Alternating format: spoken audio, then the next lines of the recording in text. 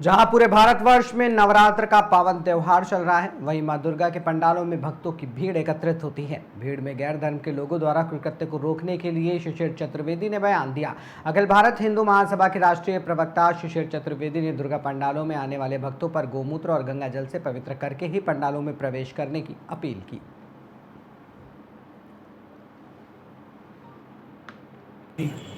नवरात्र के पावन दिन चल रहे हैं। माँ भगवती का पूजा अनुष्ठान और व्रत चल रहे हैं। इसके बाद विभिन्न पंडाल पूरे शहर में लगाए जाएंगे। उन पंडालों में माँ दुर्गा की प्रतिमाओं की पूजन होगी। सप्तमी, अष्टमी, नवमी, उसके बाद दशहरा है।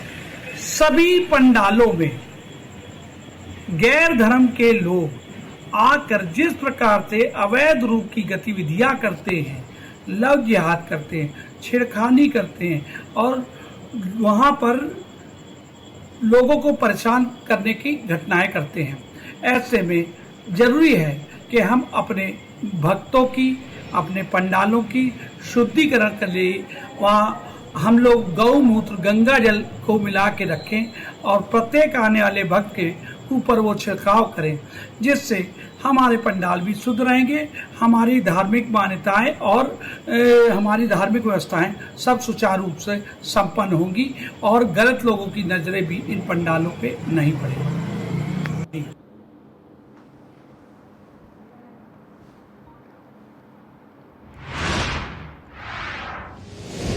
लखनऊ के जनपद मार्केट स्थित बेसमेंट में टिनकी टेलर और फैब्रिक्स इत्यादि का दूसरा आउटलेट का उद्घाटन पूर्व मुख्यमंत्री अखिलेश यादव द्वारा भव्य तरीके से किया गया। शॉप के ओनर शमशाद ने बताया कि उद्घाटन कार्यक्रम में कई मंत्री, सांसद और विधायक उपस्थित थे।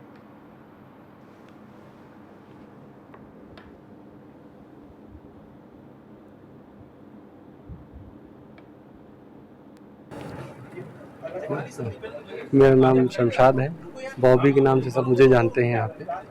और हमने अपना एक दूसरा आउटलेट नया, जिसका उद्घाटन आज श्री अखिलेश यादव जी ने किया, और उनके कपड़े वगैरह तो हमारे है ना, जैसा कि उन्होंने बोर्ड में कहा कि उनके राजनीतिक करियर की शुरुआत का पहला कुर्ता और पहला सेट जो बनाया था वो हम ही ने बनाया था।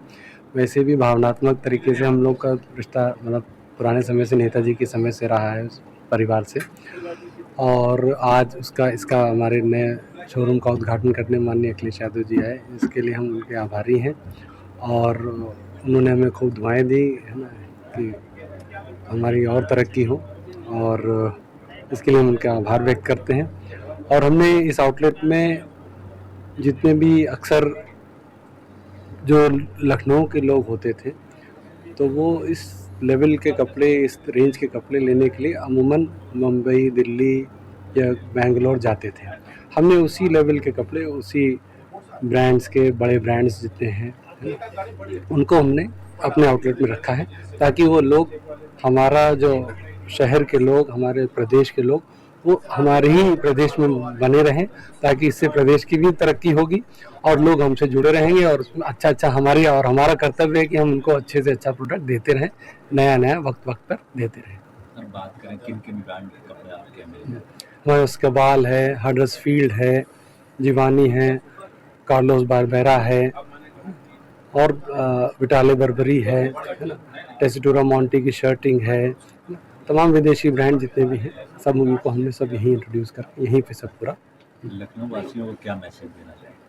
अब एक बार हमें हमारे स्टोर पे आएँ और हमारी रेंज देखें, भले ही लेकिन एक बार हमारे स्टोर पे विजिट करें, और ताकि उनका भी जहन में ये बात आए, ताकि कि लखनऊ में भी उस ब्रांड के, उस लेवल के कपड़े मिलने लगे। नए आउटलेट का एड्रेस दे दें सर, हमारा आउटलेट जनपद मार्केट, जनपद बेसमेंट में है, और 6 शॉप नंबर 6 है।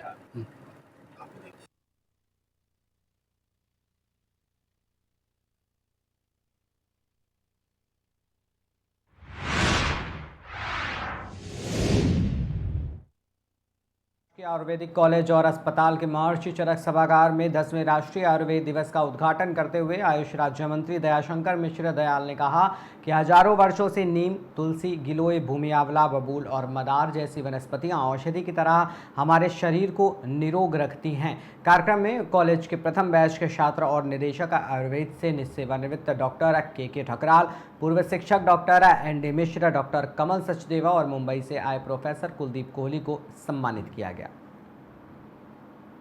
के लिए बहुत महत्वपूर्ण है। सबसे पहले तो भगवान धन्वंतरी के चरणों में नमन करता हूँ और इस पावन पवित्र नवरात्रि की शुभकामना देता हूँ और आयुर्वेद दिवस की शुभकामना देता हूँ समस्त देशवासियों को, उत्तर प्रदेश के निवासियों को।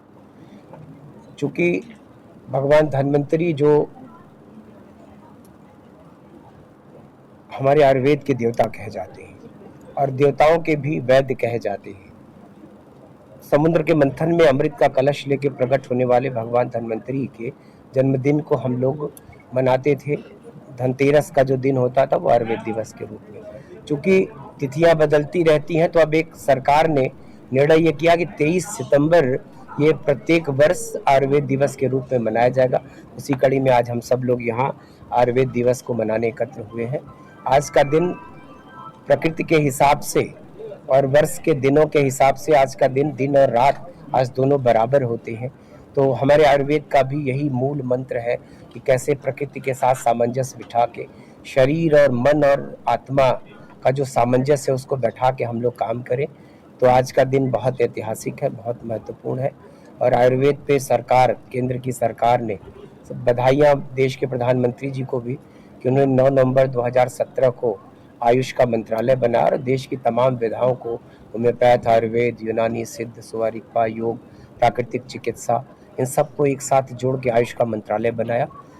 2017 में उत्तर प्रदेश में आयुष का मंत्रालय बना, तब से यह मंत्रालय निरंतर नई ऊंचाइयां हासिल कर रहा है।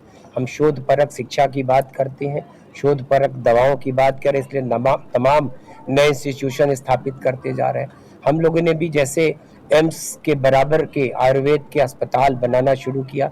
दिल्ली में बना है अखिल भारतीय आयुर्वेद संस्थान, अखिल भारतीय होम्योपैथ संस्थान, अखिल भारतीय यूनानी। तो इन सब की ब्रांचेस, सब ब्रांचेस हम उत्तर प्रदेश में भी धीरे धीरे, लखनऊ में भी होम्योपैथ की एक सब ब्रांच खुली, एक यूनानी की ब्रांच गाजियाबाद में खुली है और दुनिया के दूसरे संयुक्त राष्ट्र से जुड़े समस्त देशों ने भी अपने परंपरागत दवाओं पर शोध के लिए भारत को चुना है।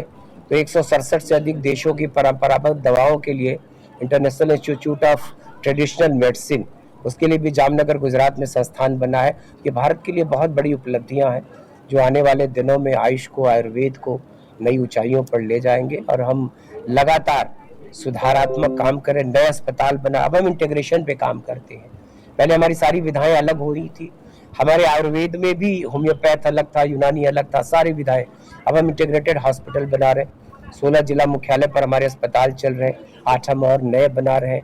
आयुष का विश्वविद्यालय उत्तर प्रदेश को गोरक्षनाथ आयुष विश्वविद्यालय उत्तर प्रदेश को मिल चुका है और 30 बेड के, 25 बेड के, 15 बेड के, 4 बेड के जो हमारे पुराने अस्पताल थे उनको भी हम आयुष वेलनेस सेंटर के रूप में, आरोग्य मंदिर के रूप में विकसित कर रहे हैं। तो कुल मिला के पुराने को नया करना और नई अस्पताल बनाना ये सरकार का मिशन है, हम इसको लगातार आगे बढ़ा रहे हैं। सर, अभी जैसे लखनऊ और इलाहाबाद और प्रयागराज की जो 25-25 यूजी और पीजी की सीटें